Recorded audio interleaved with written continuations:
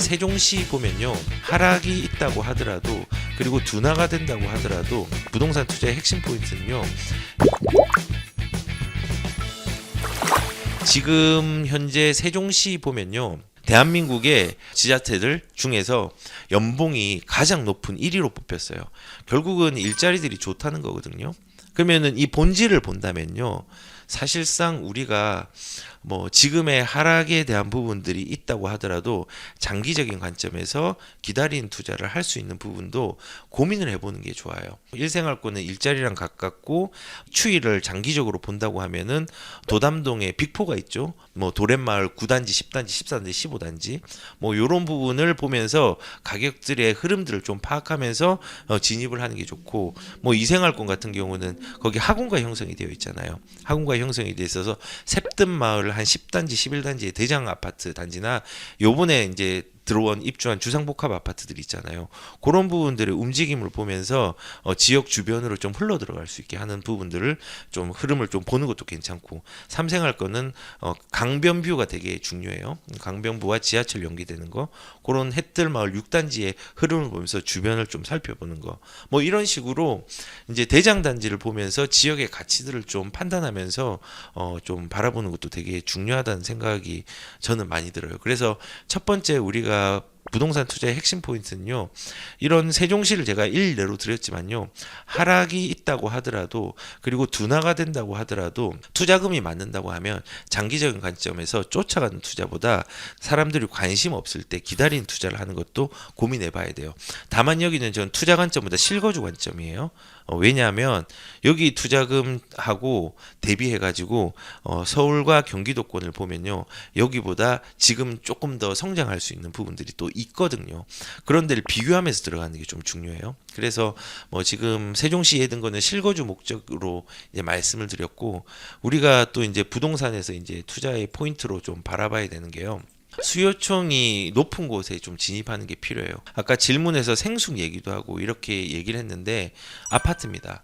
그래서 수요층이 두터운 곳으로 이제 진입하는데, 수요층이 두터운 곳은 우선은 아파트예요. 그래서 뭐 빌라라든지 오피스텔 제가 계속 하지 말라고 하는 이유는요, 나중에 팔 때의 수요층이 되게 두텁지가 않아요. 생숙도 마찬가지고요. 그리고 수요층이 탄탄한 일자리나 교육이나 숲세권으로 가야 돼요. 일자리가 기본이에요. 의식주 중에서 우리가 손가락을 빨 수 없으니까는 일자리 연결을 해야 되잖아요. 그래서 강남이라든지 여의도라든지 뭐 이런 도심 쪽이 되게 일자리가 많은데, 서울은 여기 외에도 사실은 자체 발광들이 좀 있어요. 다만 이제 이 일자리에 대한 부분으로 우리가 돈이 없기 때문에 못 들어가는 경우가 많잖아요. 그러면 수도권으로 만약에 연결이 되는데, 그 수도권 같은 경우는 이런 일자리와 연결이 잘 되는 지역들, 그래서 제가 좀 강조한 노선 자체가 분당선, 신분당선, 월판선, 그다음에 뭐 인동선도 지선으로 괜찮고 GTX A, B, C 노선, 이 정도와 연결이 되는 지역들을 한번 살펴보고, 그 살펴본 데서 대장을 보는 거예요. 역세권을 보고 역세권 본 다음에 그 입지가 좋다면 그 꼬리까지도 보는 투자를 하는 것도 사실은 나쁘지가 않아요. 그리고 일자리랑 교육이랑 제 숲세권 얘기를 했잖아요. 근데 교육 같은 경우도 사실은 역세권을 이기는 교육들이 되게 많아요. 예를 들어서 광남학군이라고 광진구에 있잖아요. 광진구에 현대 오차랑 현대 프라임요, 그냥 미러링한 것처럼 쌍둥이는 아니지만요, 길 하나를 두고 한쪽은 역세권이고 한쪽은 학군이에요. 근데 가격을 한번 비교해 보면요, 광남 학군이 있는 쪽이 역세권보다 조금 더 비싸요. 되게 신기하게. 그래서 조윤교육 수요가 어쩔 때는 역세권을 초월할 때가 있거든요. 그래서 일자리뿐만 아니라 이런 교육에 대한 수요들이 많은 데를 봐야 돼요. 교육 수요 많은 데는 대표적인 게 대치동도 있고, 목동 있고, 그다음에 평촌 있고, 그다음에 중계동 있고, 아까 말했던 광남학군도 있고, 뭐 지금 일산도 있고, 뭐 여러 군데가 있잖아요. 그런 수요층이 있는 데는요, 가격들이 좀 탄탄하게 움직일 수 있어요. 뭐 대구 수성구 같은 경우도 지금은 하락 국면에 좀 있는 부분들이 있어서 사람들이 많이 불안하고 있지만 본질은 좋거든요. 전문 일자리도 많고 학원과 형성이 거의 전국구 형식으로 이루어졌고 학군도 결합해가지고 역세권이 아니더라도 비싼 곳이 되게 많아요. 그래서 이런 수요들을 반드시 살펴보는 게 중요하고, 이제 숲에 대한 부분들도 좀 숲세권 유명하잖아요. 뭐 성수동의 갤러리아 포레 같은 경우도 지금 보면은 90 9평짜리가 90억 하고요. 그다음에 아크로 서울 포레스트 같은 경우 63평이 지금 60억이 훨씬 넘어가요. 왜 그렇게 되는지 되뇌어 봐야 될 거예요. 숲이에요, 숲. 근데 강원도의 숲은 의미가 없는데요. 이렇게 입지가 좋은데 숲은 가격들을 움직이는 변화들을 굉장히 많이 일으킬 수 있어요. 즉 이게 수요가 있기 때문에 가격에 받쳐준다는 거고요. 비단 서울뿐만 아니라 경기도 같은 경우도 되게 이런 부분들이 얘들이 많이 있어요. 예를 들어 분당 같은 경우도 뭐 순회동 같은 경우도 학원가에 대한 수요가 굉장히 좋죠. 그리고 학원가뿐만 아니라 거기 중앙공원도 있죠. 뭐 그러니까 거기에도 수요층이 되게 두터운 거예요. 가격들도 그리고 받쳐주는 거고. 그래서 우리가 물건으로 따지면은 제일 쉬운 게 아파트인데 쉽다라는 건 수요층이 두텁다는 거예요. 그런 곳으로 진입하는 게 필요하고 입지도 볼 때 처음에는 일자리를 보지만은 세부적으로 비교해야 될 게 역세권도 그렇고 교육도 그렇고 숲세권을 비교를 해서 어떤 게 우위인지를 한번 보는 것도 되게 중요한 거예요. 광교 같은 경우도 호수 때문에 역세권을 이길 수 있는 여건들이 만들어진 거거든요. 그러니까 그런 수요들을 반드시 이제 살펴봐야 된다는 거죠.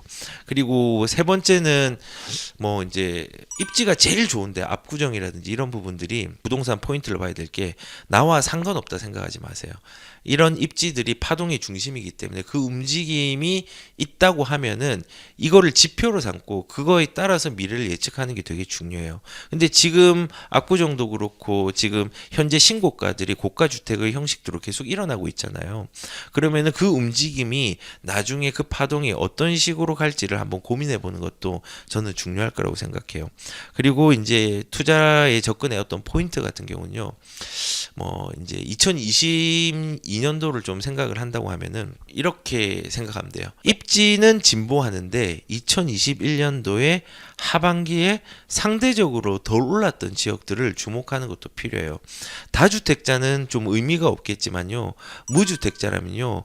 뭐 KB 시세에도 그렇고 이번에 KB에서 나왔던 시황들을 보면은 초반에는 좀 올랐다가 중후반에는 가격들이 많이 움직이지 않은 지역들이 있어요. 하남 같은 경우가 특히 그래요. 하남은 초반에 예전에 뭐 하남에 교산 신도시 나와가지고 그 부분에 대해서 전세 많이 잡고 그다음에 거기에 반응해서 매매가가 올라가고 했던 시기들이 있었는데 그 이후에는 가격들이 더뎠거든요. 상대적으로 싼 물건이 있단 말이에요. 광명도 많이 올랐지만은 조금 많이 신편이에요. 상대적으로 성남도 일부 지역들은 그렇고 김포도 조금 쉬었고 시흥도 일부 쉰데 있어요. 그래서 2021년 하반기를 상반기와 비교하고 1년 전과 비교해서 그리고 그 동일선상에서 주변 지역과 비교해서 상대적으로 덜 올랐던 지역들을 주목하는 것도 저는 필요할 거라고 생각을 해요. 그리고 마지막으로 수도권에서 상대적으로 싼 가격이 밀집한 지역들을 주목하는 게 필요해요. 저는 지방도 내년에는 오를 것 같고요. 빌라도 사실은 오를 것 같은데 수요층이 두텁지 않으니까는 거기에 적극적으로 들어가라고 얘기는 못 하겠어요. 하지만은 거꾸로 수도권에서 아직 상대적으로 싼 지역들이 있어요. 뭐 수도권이라고 모든 수도권을 다 포함하는 건 아니지만요. 그 아까 말했던 시흥 같은 경우도 예를 들어 싼 데가 있는데 뭐 이런 것 때문에 주목할 필요가 있는 거예요.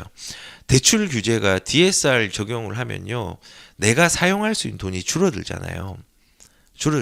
그러면은 수도권에서 상대적으로 가격이 싼 지역을 주목을 해야 되는 게 왜냐하면 대출이 막혀 있으니까 대기 수요가 실수요로 전환하면서 가격이 변할 가능성이 커요. 그러니까는 이런 거죠.